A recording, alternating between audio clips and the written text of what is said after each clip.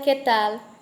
Me llamo Adriana Renata y hoy, juntamente con mi colega Francisco Epaminonda, vamos a hablar sobre el enfoque llamado noción funcional, que ha surgido en el finales de los años 70 en el siglo XX, que está centrado en la comunicación de la segunda lengua y entender los mejores métodos para el mejor aprendizaje del alumno. ¿Y cuál es lo mejor método utilizado? Bueno, el mejor método utilizado, quien define, es el alumno, de acuerdo con sus competencias. Si el alumno es mejor en las actividades escritas o si es mejor en las actividades orales o otras técnicas, el método mejor es el alumno que va a definir individualmente de acuerdo con sus habilidades. Claro que por todo este aprendizaje el alumno va a ser observado y analizado por el profesor, donde será observado cuál es el método de verdad que es más importante en su proceso de enseñanza, o sea, cuál tarea, actividades, cuál el papel del alumno y cuál es el papel del profesor. El objetivo es determinar de hecho cuál es el método que cada alumno va a utilizar para tener un mejor aprendizaje, una mejor adquisición de la lengua. Por supuesto que cada alumno tendrá un método eficaz y diferente de acuerdo con sus competencias, de acuerdo con sus habilidades, si ello es mejor hablando, si ellos es mejor escribiendo. Es lógico que en este proceso el profesor va a estar observando y analizando en cada momento. Entonces, después de observar, ello habrá sabido cuál es la necesidad de cada alumno, cuál es de hecho lo que el alumno más está necesitando, y habrá la selección de elementos que va a ayudar en este aprendizaje cada alumno. Bueno, existen muchos tipos de actividades que podemos hacer para ayudar en la comunicación. Puede ser las actividades auditivas, escritas, habladas. Un ejemplo de actividad sería poner una música y entregar la letra impresa con algunas palabras faltando, para que los alumnos puedan escuchar la música y escribir las palabras que están faltando que ellos ha escuchado.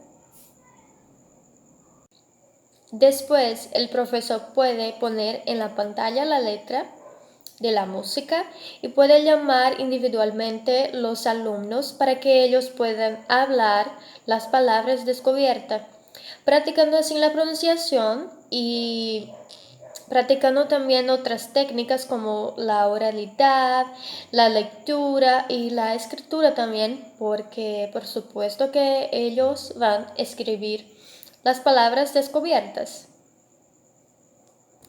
¿Y cuál es el papel del profesor en este enfoque?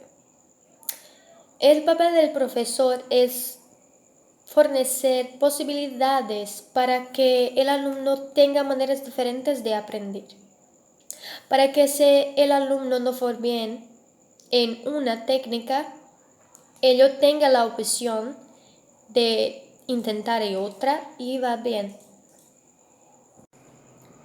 También es papel del profesor observar si el alumno domina o no las tareas presentadas y ayudar a procurar técnicas que puedan mejorar su comunicación y su adquisición de la lengua. Y es claro que el papel del alumno es la realización de las actividades, buscando siempre en intentar nuevas técnicas para su mejor adquisición de la segunda lengua.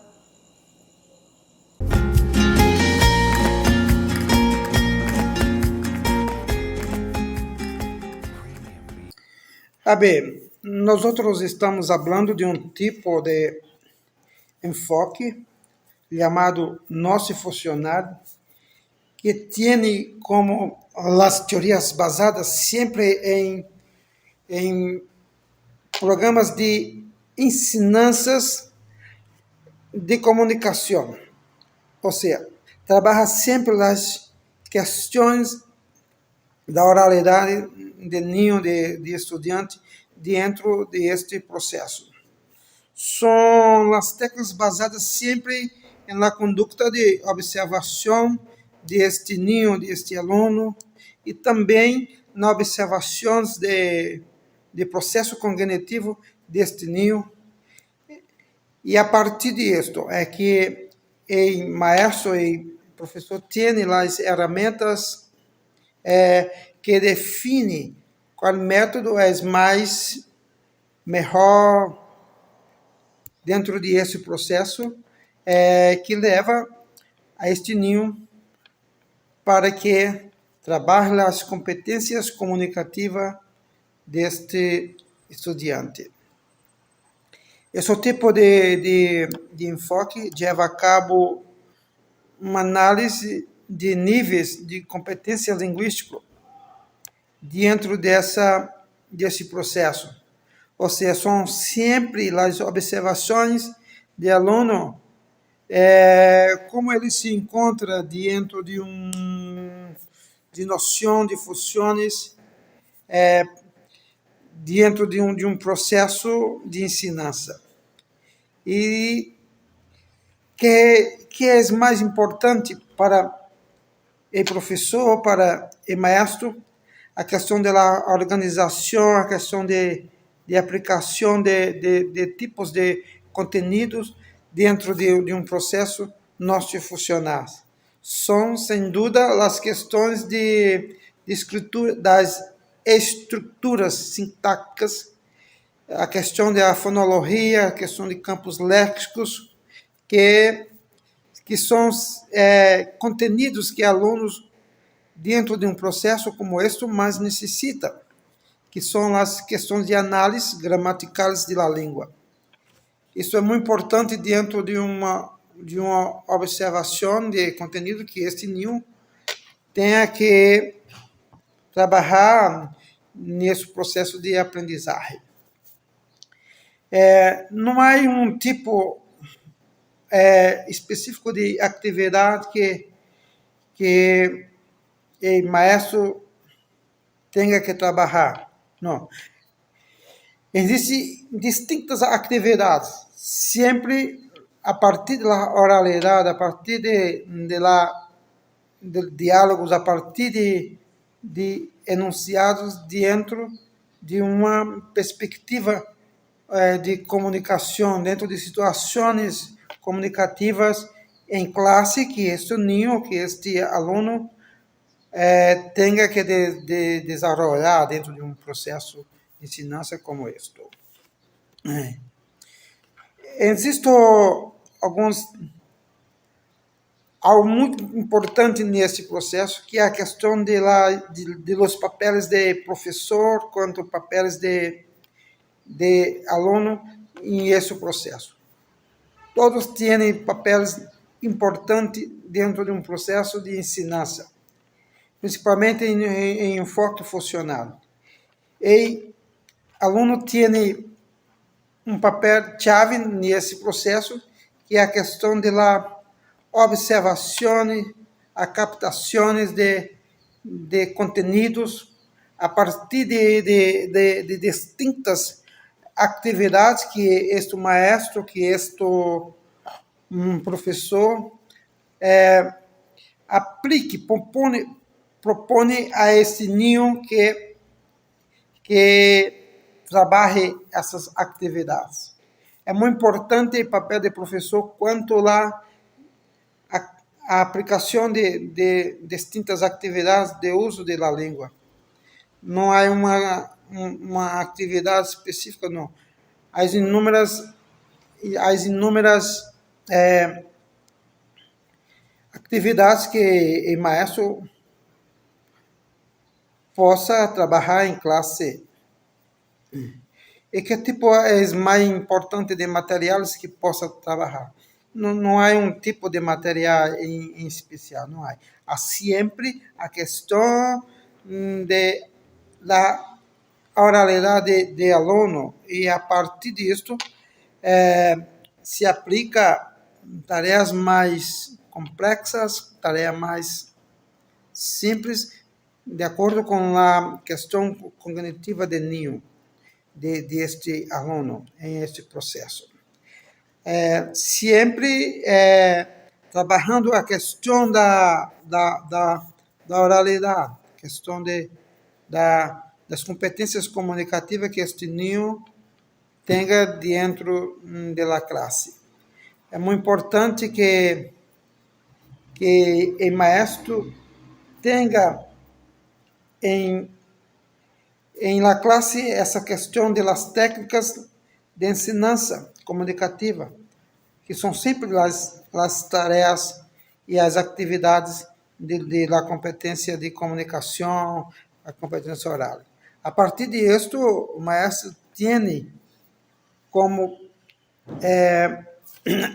analisar, observações de ninho quanto à questão das competências linguísticas que esse ninho tem. Ou seja, quanto à oralidade, quanto a ouvir, quanto a escrever, ler. São esses tipos de competências que o maestro está sempre em observação. Na questão da fonologia, quanto à leitura, quanto à questão de campos léxicos, também a questão da sintática, a questão das destrezas, habilidades que este ninho tenha dentro de um processo como este. É muito importante que o maestro observe as destrezas que este ninho tenha dentro de um processo de comunicação. Um exemplo de atividades que o maestro possa trabalhar em classe é a questão da leitura. Leitura delante da classe.